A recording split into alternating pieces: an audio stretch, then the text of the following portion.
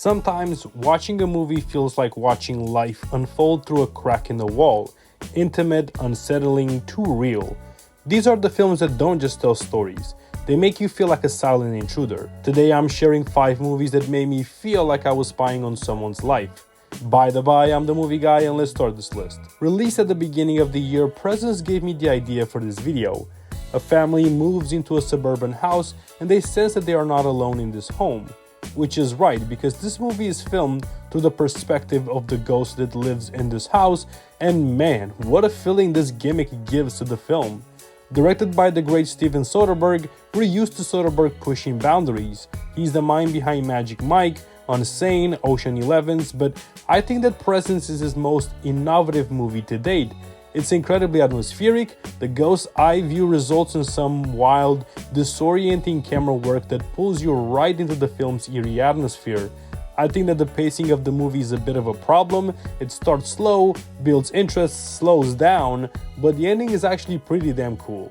Presence might have flown under the radar, but it's an unusual but cool take on the ghost movie genre. Presence shows you life through the eyes of the dead, but Man Bites Dog goes one step further. It hands you the camera and makes you film the madness yourself.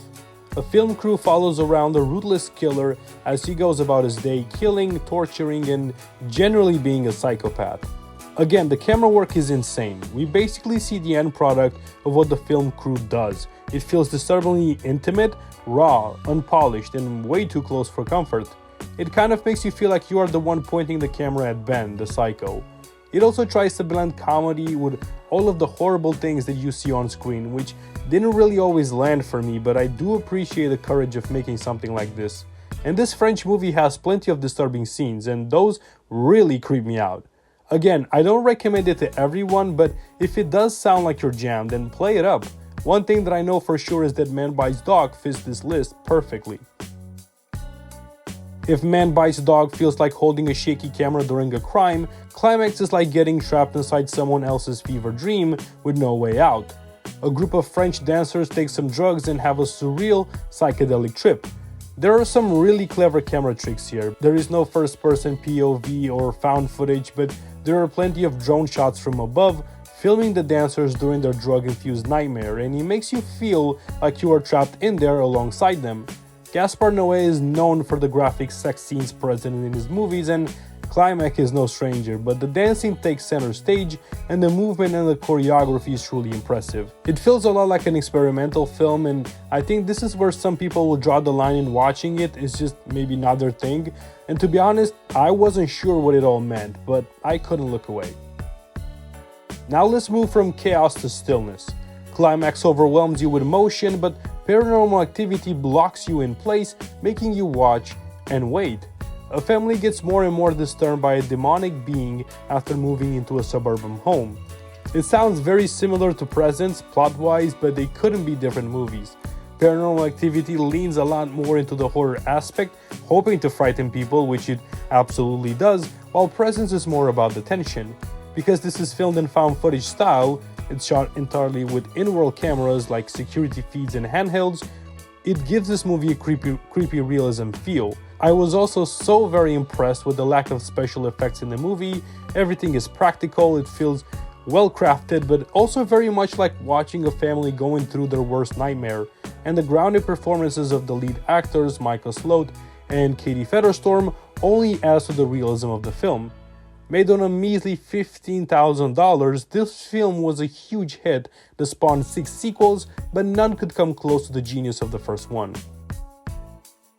Of course, before found footage and shaky cams, there was the original Invasive Tale. The master of suspense himself gave us the front row seats to spying in Rear Window. A photographer nursing a broken leg grows bored and starts spying on his neighbors, and then he starts suspecting one of them of murder. Starring the phenomenal James Stewart, you already know that you are stuck with one of the best actors ever, so no worries there. Hitchcock slowly turns your curiosity into paranoia, leading to a nail-biting finale. It's one of those movies that is considered flawless, a true masterpiece, and even now, 70 years later, it still holds up. The entire action takes place in only one room, and it makes you feel like an accomplice and a sleuth all throughout, spying on the neighbors and trying to uncover the conspiracy. At the end, it will make you feel like you are actually there and you know Jeffrey's neighbors better than your own. Now, if all of those movies suggest that you're a silent observer, Funny Games looks right at you and says you're part of this. That's what makes it an unforgettable and uncomfortable honorable mention. Two violent men break into the vacation house of a family and make them play sadistic games for their own amusement. It feels like Michael Haneke forces us to watch the cruelty that this family is forced to endure, and we are powerless. We cannot stop anything. The only thing you can stop is the movie itself. And what makes it worse? The characters talk to you. Breaking the fourth wall turns you into an accomplice. That's why this is just an honorable mention. It might be too much to watch in terms of quality. There's a lot of it, but man, it just comes in a package that is sometimes hard to appreciate. What movies made you feel like you were spying on people's personal lives? Let me know down in the comments. And hey, if you like peeking into twisted corners of cinema, hit that like and subscribe button. Until next time, keep on watching movies, guys.